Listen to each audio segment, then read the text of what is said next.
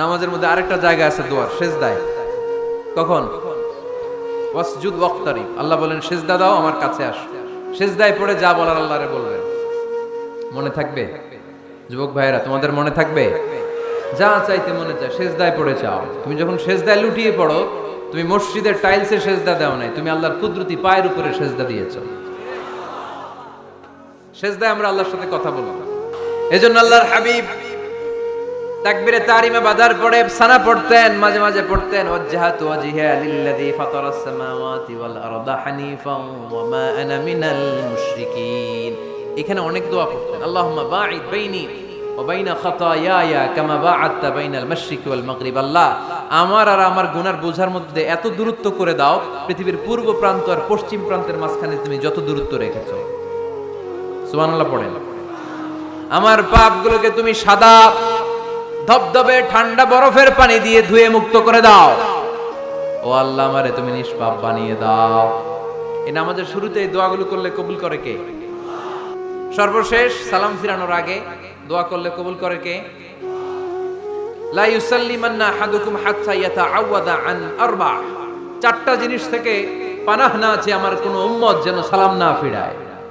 সবাই যেন পড়ে আল্লাহুম্মা ইন্নী আউযু বিকা মিন আযাবিল কবর, আউযু বিকা মিন আযাবি জাহান্নাম, আউযু বিকা মিন ফিতনাতিল মাহইয়া ওয়াল মামাত, আউযু বিকা মিন ফিতনাতিল মাসিহিদ দাজ্জাল। পড়েন আমিন। দোয়া মাসুরা পড়ে এই দোয়াটা পড়ে সালাম ফিরাবেন। কবুল করবে কে? জুমার দিনে, আজকে কি বার? আজকেই তো জুমাবার। এই জুমার দিনে আল্লাহর হাবিব বলেন একটা সময় আছে, ওই সময় বান্দা যাই চায় আল্লাহ তাই দেয়। ওই সময়টা কখন? এই নিয়ে মুহাদ্দিসিন একরামদের মধ্যে ইখতিলাফ। সবচেয়ে গ্রহণযোগ্য মত হচ্ছে আসরের পর থেকে শুরু করে সূর্য ডোবার আগ পর্যন্ত। ওই মুহূর্তে দোয়া করবেন, এই সময়গুলো নোট করে রাখবেন। এই সময় চাইলেই আল্লাহ দিয়ে দেয়। এরপর আল্লাহর হাবিব বললেন কদরের রাত্রে দোয়া করলে কবুল করে কে? আমরা বাংলাদেশে শুধু 27 পালন করি, বাকি 5 দিনের খবর নাই।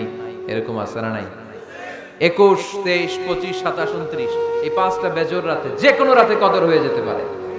আমরা নামাজ পড়ি কোন রাতে? 27। সারা রাত কানতে কানতে শেষ, ওদিকে কদর চলে গেছে 23 তারিখ। আছে না নাই? হতে পারে। বুদ্ধিমান মুমিনের কাজ হচ্ছে বেজর 5 রাত্রিতে, শেষ দশকের 5 বেজর রাত্রিতে এক সমান তালে ইবাদত করা, যাতে কোনো ক্রমে কদরের বরকত ছুটে না যায়। এরপর আল্লাহর হাবিব বললেন কেউ যদি কোরআন খতম করে, কোরআন খতমের পরে যে ব্যক্তি দোয়া করবে তার দোয়াটা কবুল করে কে? মান খাতামাল কোরআন ফালাহু দাওয়া মুস্তাজাবা। কোরআন খতম করার পরে দোয়া করলে আল্লাহ দোয়া কবুল করে। হজের ময়দানে দোয়া করলে কবুল করে কে? আরাফাতের ময়দানে দোয়া কবুল হয়। তাওয়াফ করা অবস্থায় দোয়া করলে কবুল হয়। জামজামের পানি খেয়ে মা উ জামজাম লিমা শুরিবালা, যেই নিয়তে জামজামের পানি খায় ওই নিয়ত কবুল করে কে? মুজদালিফায় দোয়া আল্লাহ কবুল করেন, মাতাফে কবুল করেন, মুলতাজামে কবুল করেন। কাবা ঘরের হাজরে আসওয়াদের কর্নার, কাবা ঘরের দরজা, দুই জায়গার মাঝখানে একটা জায়গা আছে, এটার নাম মুলতাজাম। এইখানে হয় ধাক্কা ধাক্কি, সুযোগ হলে ওইখানে দাঁড়িয়ে ওইখানে টাচ করে শরীর লাগিয়ে দোয়া করবেন, কবুল করবে কে? কিন্তু সুযোগ পাওয়া যায় না। এক মাওলানা সুযোগ পাইছিল, ধাক্কা ধাক্কি করে কোন রকম গেছে, যে একটা দোয়া করছে আল্লাহর কাছে, আল্লাহ জীবনে যা দোয়া করছিলাম আর যা করবো সব কবুল করে নাও। এই দোয়া করার সাথে সাথে খাইছে এক ধাক্কা, খাই অনেক দূর, তো কাম হয়ে গেছে, সমস্যা নাই। দোয়াটা কি করছিল? কি করেছিল? আল্লাহ জীবনে যত দোয়া করেছি আর যত দোয়া করব সব তুমি কবুল করে নিও। একটা দোয়া করছে না। মুলতাজাম ধরে কয় দোয়া করছে? এক দোয়া। কারণ কয়টা চাবে ওখানে? আল্লাহ এটা দাও ওইটা দাও, চাওয়ার সময় আছে? ওইখানে খালি ধাক্কা ধাক্কি। এজন্য উনি একটা চাইছে, আল্লাহ যা জীবনে চাইছিলাম আর যা চাবো সব তুমি কবুল করে নিও, এটাই চাই, আর কিছু চাই না। সুবহানাল্লাহ পড়তে পারলেন না? শেষ কথা বলি এবার, দোয়া কবুলের 5টা শর্ত। এই কথা বলে আজকের আলোচনা শেষ। সবাই এবার অনেক খুশি। কয়টা শর্ত? জোরে বলেন। ধৈর্য আছে মাশাআল্লাহ, ওঠে নাই তেমন। মাঝে মাঝে একটু ধমক দিয়ে যাতে না ওঠে, বেশি বিশৃঙ্খলা করে ফেলে। এখন আবার ঠান্ডা হয়েছে। কয়টা শর্ত মনে থাকবে? এই যারা বলেন দোয়া কবুল হয় না, দেখেন নিজেদের সাথে মিলে কিনা। এই 5টা শর্ত যদি পাওয়া যায়, মুহূর্তেই আপনার দোয়া আরশে যে নক করবে। 1 নাম্বার শর্ত আকলুল হালাল, হালাল খাওয়া। কি খাওয়া? আমরা দুইটাই খাই, হালালও খাই, হারামও খাই। বেশি খাই কোনটা? হ্যাঁ, কি খান? আমি কই নাই কিছু, আপনারাই কইছেন। নিজের উত্তরে নিজে ধরা না। হারাম খেলে তো দোয়া কবুল হয় না। লা ইয়াদখুলুল জান্নাতা জাসাদুন গুযিয়া বিল হারাম। ওই দেহ কখনো জান্নাতে যায় না যে দেহ হারাম খেয়ে বর্ধিত হয়েছে। কেন দোয়া কবুল হয় না? মিলিয়ে নেন নিজের জীবনের সাথে, জাস্ট একটু মিলিয়ে নেন, খেয়াল করেন। আকলুল হালাল 1 নম্বর শর্ত। ইউর ইনকাম শুড বি হালাল, ইউর ফুড শুড বি হালাল, ইউর ড্রিঙ্ক শুড বি হালাল, ইউর ফ্ল্যাট শুড বি হালাল, your bank balance should be হালাল। চিল্লায় বলেন ঠিক কিনা? এক লোক কাবার চারপাশে শুধু দোয়া করে, ইয়া রব, ইয়া রব, ও আমার রব, তুমি আমারে মাফ করে দাও, তুমি আমারে মাফ করে দাও। এই সাহাবীর কান্নাকাটি দেখে, এই লোকের কান্নাকাটি দেখে অন্য সাহাবারা বলল, আজকের সব সওয়াব এই লোকে নিয়ে যাবে। সব সওয়াব তো আজকে উনার। এর দোয়া কবুল। আল্লাহর হাবিব বললেন, ওয়া মাতআমুহু হারাম, ও যা খায় হারাম খায়। ওয়া মাশরাবুহু হারাম, যা পান করে হারাম। মালবাসুহু হারাম, তার ড্রেস আপ এটা হারাম টাকা থেকে আসে। ফা আন্না ইউস্তাজাবু লাহু, কেমন করে আল্লাহ ওর দোয়া কবুল করবে? আল্লাহ ঠেকা পড়ছে নাকি? ইন্নাল্লাহা তাইয়্যিব লা ইয়াকবালু ইল্লা তাইয়্যিবা। আল্লাহ নিজে পবিত্র, আল্লাহ পবিত্র ছাড়া কোনো অপবিত্র জিনিস গ্রহণ করেন না। জিহাদের ময়দানে একজন সাহাবী ছিল, সর্বপ্রথম তীর মেরেছিল। নাম কে বলতে পারবে? সাআদ বিন আবি ওয়াক্কাস রাদিয়াল্লাহু তাআলা আনহু। উনি একবার আল্লাহর হাবিবকে বললেন, ইয়া রাসূলুল্লাহ, উদউ আল্লাহ আইয়াজআলানি মুস্তাজাবাদ দাওয়া। ও নবী, আপনি তো দোয়া করলে কবুল হয়, আপনি একটু আমার জন্য দোয়া করেন, আল্লাহ যেন আমারে মুস্তাজাবুদ দাওয়া বানিয়ে দেয়। কি বানিয়ে দেয়? মুস্তাজাবুদ দাওয়া মানে কি জানেন? যিনি চাইতে দেরি, কবুল হতে দেরি হয়। আল্লাহর হাবিব বললেন, ইয়া সাআদ, হে সাআদ, আতিব মাতআমাক তাকুন মুস্তাজাবুদ দাওয়া। সাআদ, তুমি যেটা খাবে এটা হালাল খেও, হালাল খেলেই তুমি মুস্তাজাবুদ দাওয়া। সুবহানাল্লাহ পড়বেন না? আকলুল হালাল শারতুন লিকবুলিদ দুআ, দোয়া কবুলের প্রথম শর্ত। হারাম খেয়ে দোয়া করলে ওই দোয়া কখনো কবুল হবে। 2 নাম্বার শর্ত, দোয়াটা করতে হবে একজনের কাছে, তিনি কে?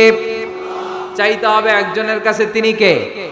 মসজিদে যে আল্লাহর কাছে চাইলেন, দরবারে যে বাবার কাছে চাইলেন, দোয়া কবুল কবুল হবে? হবে।